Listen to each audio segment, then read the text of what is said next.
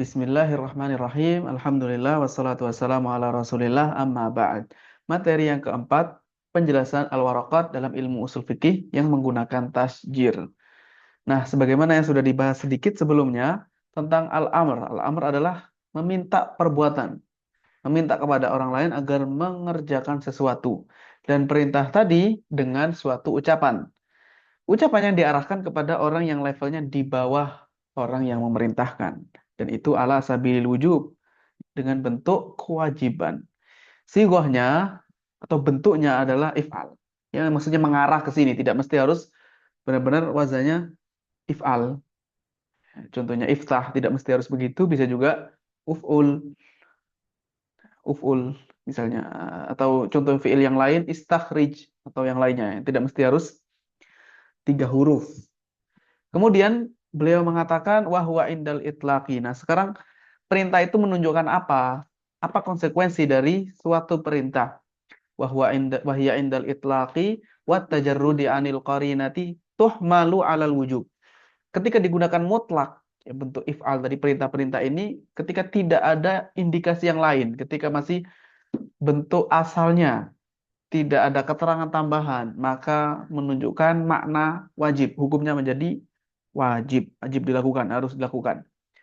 Kecuali, nah ini yang kedua, kecuali kalau ada dalil yang menunjukkan bahwa perintah tadi tidak wajib, tapi an-nadab yaitu sunnah atau mubah, yaitu sunnah atau boleh saja hukumnya. Contohnya yang sunnah adalah fakatibuhum in alimtum fihim khaira. Mukatabah. Ini boleh kita. Ya, contohnya yang lain, ya, misalnya yang dalam ibaha ini wa idza halaltum fastaudu. Kalau kalian sudah halal, maksudnya tidak ihram lagi, sudah tahallul, maka berburulah walaupun bentuknya fi'il amr, perintah, tapi ini menunjukkan boleh saja. Dan perintah ini tidak berkonsekuensi harus diulang terus. Ini menurut pendapat yang sahih, berarti ada khilaf, ada perbedaan pendapat apakah perintah itu menunjukkan harus diulang-ulang atau tidak. Penulis Al-Imam Al-Juwaini mengatakan tidak menunjukkan pengulangan. Karena apa? Karena yang penting dilakukan sekali berarti sudah mengerjakan perintah. Dan dia tidak ada tuntutan untuk mengulang-ulang, menambahi lagi. Kecuali kalau memang ada dalil. Kecuali kalau memang ada dalil bahwasanya itu harus diulang-ulang setiap hari misalnya. Contohnya sholat fardu atau perintah puasa Ramadan. Setiap tahunnya ya diulang-ulang. Karena ada dalil yang menjelaskan hal tersebut. Selama tidak ada dalil, maka tidak diulang. Cukup satu kali mengerjakan, sudah dianggap menjalankan perintah. Kemudian yang keempat, berkaitan dengan perintah, wala taqtadil faur, tidak harus dilaksanakan segera. Tidak harus dilaksanakan segera. Karena yang paling penting adalah fi'il atau perbuatan tadi sudah terwujud.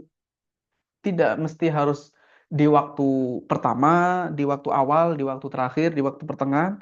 Tidak ada, jadi harus dikerjakan saja, sudah cukup. Nah, selanjutnya adalah ketika perintah. Ketika ada suatu perintah untuk mewujudkan perbuatan wal amru bi ijadil fi'il.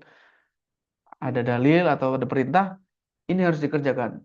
Maka itu menunjukkan 2 hal. Yang pertama adalah amrun bihi, berarti perbuatan tersebut, misalnya sholat, harus dikerjakan. Kemudian juga wabima la yatimul fi'lu illa bihi. Nggak hanya sholat saja, tapi hal-hal yang lain yang menjadikan perbuatan sholat tadi bisa dilaksanakan.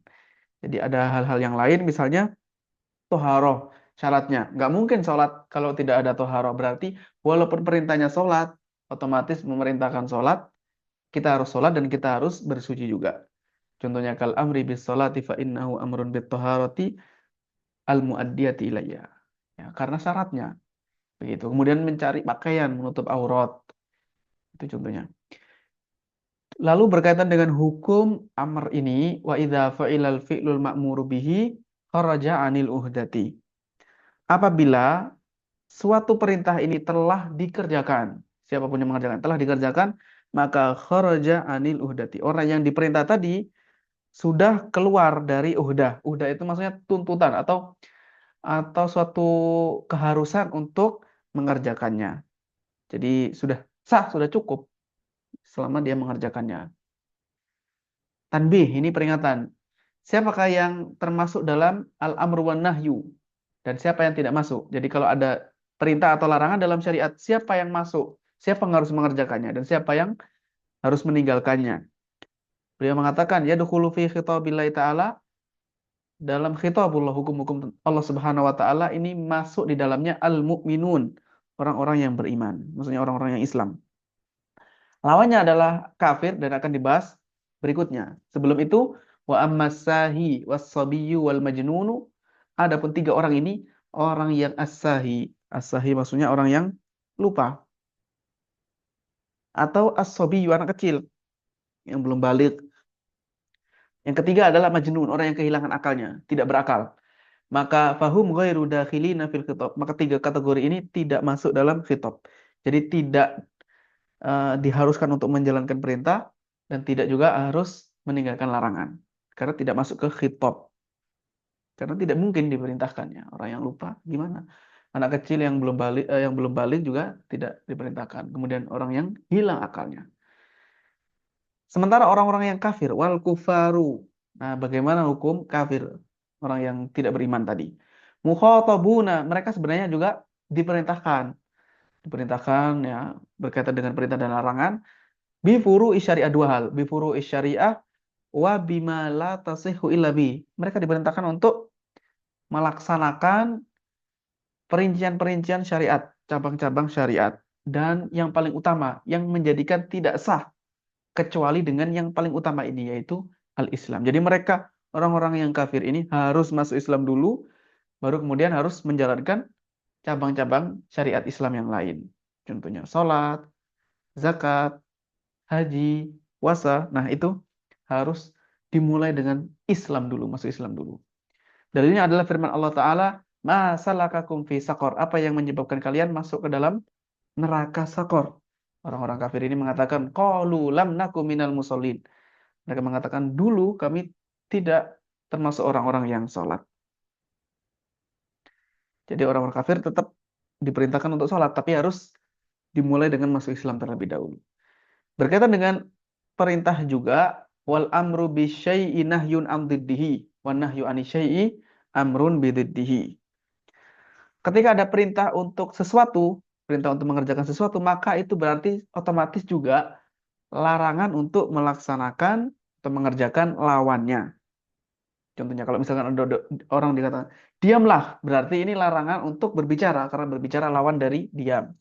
Wa nahyu ani syai'i amrun bididdi, dan larangan dari sesuatu adalah perintah untuk kebalikannya. Contohnya misalkan, jangan bergerak. Jangan bergerak, berarti perintah untuk diam.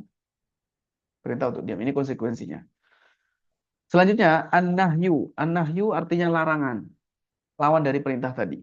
Wan nahyu definisinya istid'a'u tarki bil qauli mimman huwa dunahu ala sabilil wujub. Perintah untuk meninggalkan. Jadi memerintah orang untuk meninggalkan suatu perbuatan. Perintah ini, perintah untuk meninggalkan tadi ini dengan suatu ucapan. Untuk orang yang levelnya di bawahnya, ala sabilil wujub, dan itu harus. Maksudnya suatu keharusan, ala sabilil ilzam, harus ditinggalkan. Nah, larangan ini beliau tidak menyebutkan sigohnya. Sigohnya adalah lawannya, yaitu la taf'al, jangan kamu lakukan. Ketika ada larangan, menunjukkan apa? Menunjukkan hukum apa?